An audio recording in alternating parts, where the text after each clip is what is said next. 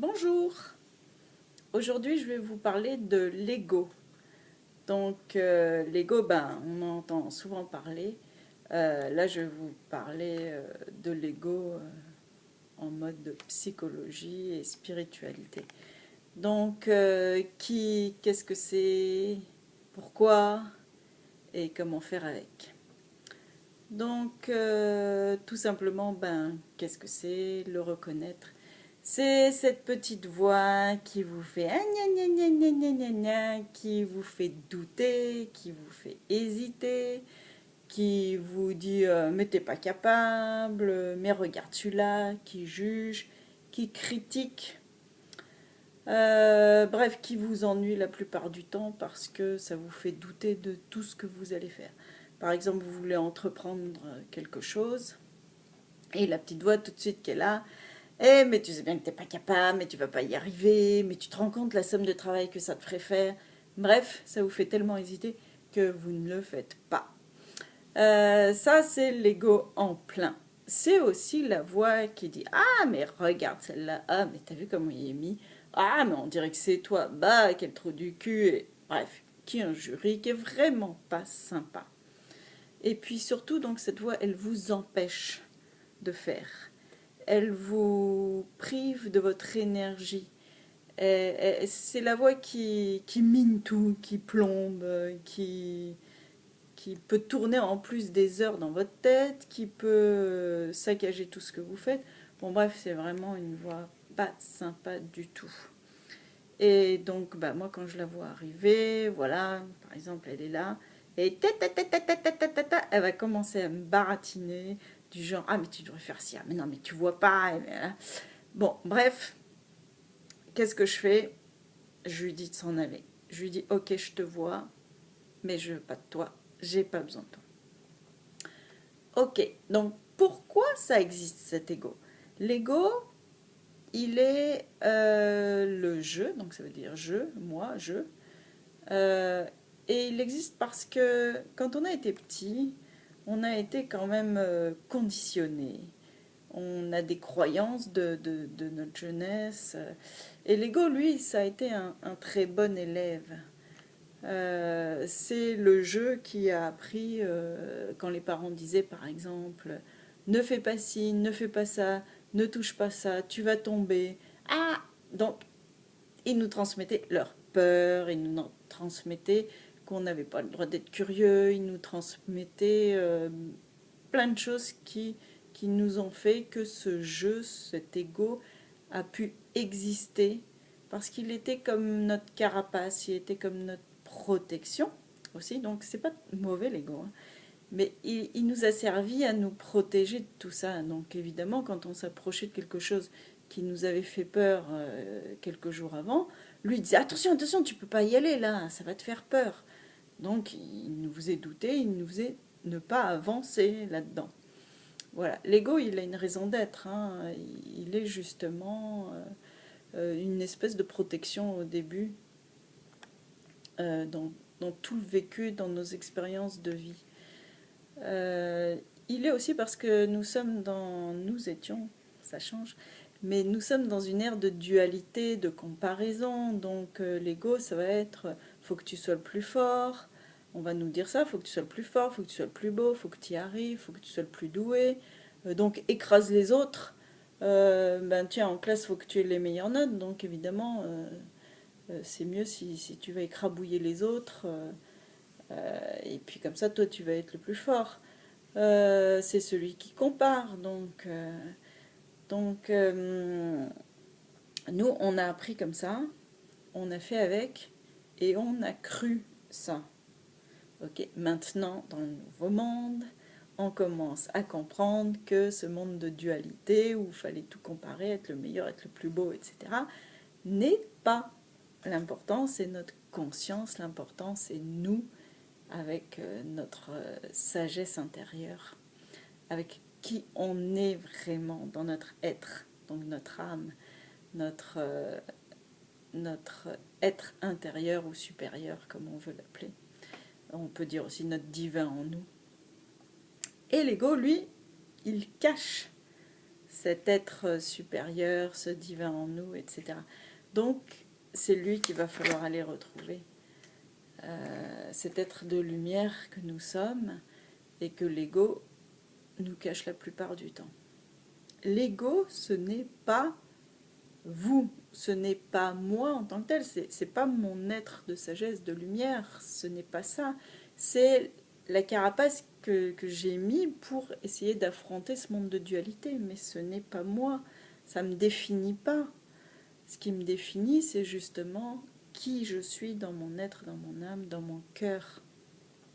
Et on va aller voir comment reconnaître l'ego par rapport à la voix du cœur. Si vous voulez, l'ego, c'est une illusion.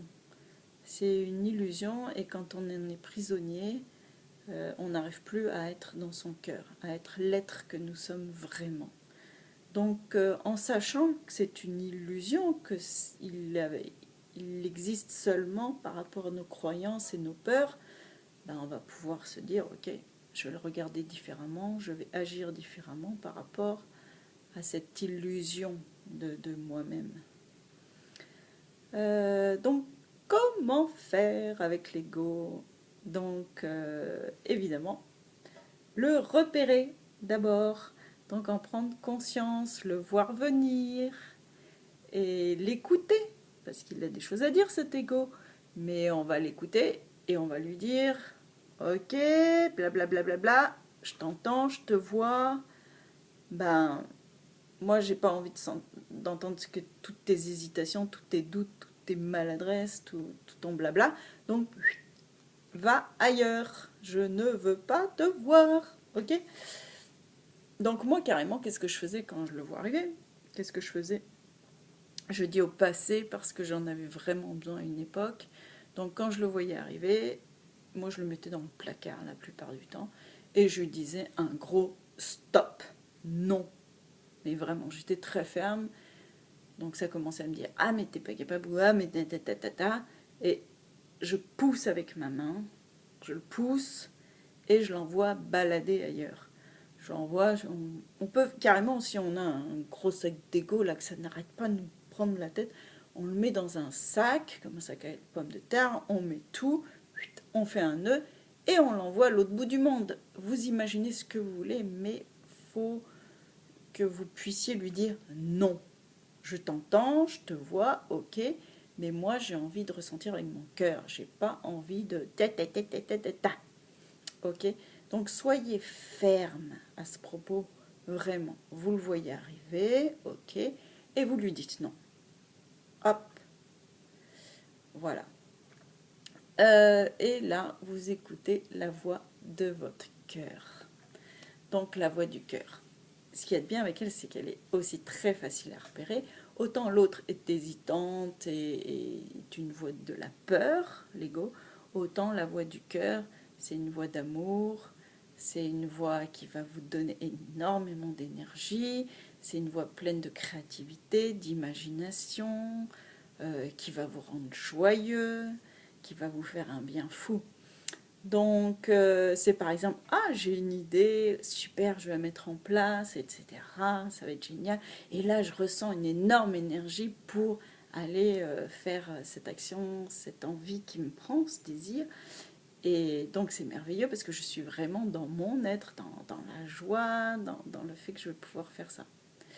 C'est là où l'ego. Et là, je pousse. Ok, j'enlève cette voix. La voix du cœur, donc c'est ce qui est inspirant.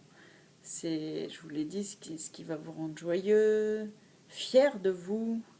Et surtout, quand vous écoutez votre cœur, quand vous faites avec votre cœur, vous allez voir que c'est facile. Vous allez voir que tout va se mettre en place avec facilité. Donc ça, c'est vraiment une très grosse différence avec l'ego qui, lui, est toujours empreint de difficultés, etc. Tandis que la voix du cœur, c'est quelque chose qui fait que ça va être beaucoup plus facile. Ok, donc pour récapituler, vous entendez votre ego qui arrive, ou vous le voyez, ça dépend comment vous êtes, visuel ou auditif, et vous l'écartez. Vous lui dites non fermement. Ok, donc repérez, vous pouvez noter, ou prendre un instant pour noter, mais regardez-le cet ego. C'est parce que vous allez en prendre conscience que vous allez pouvoir agir. Donc surtout notez, repérez-le. Et puis donc vous lui dites non. Vous lui dites que vous n'avez pas envie de jouer dans sa cour, là, vous avez envie d'être avec votre cœur, avec qui vous êtes vraiment à l'intérieur, votre sagesse, votre être de lumière. Ok. Et surtout, remplissez-vous d'amour.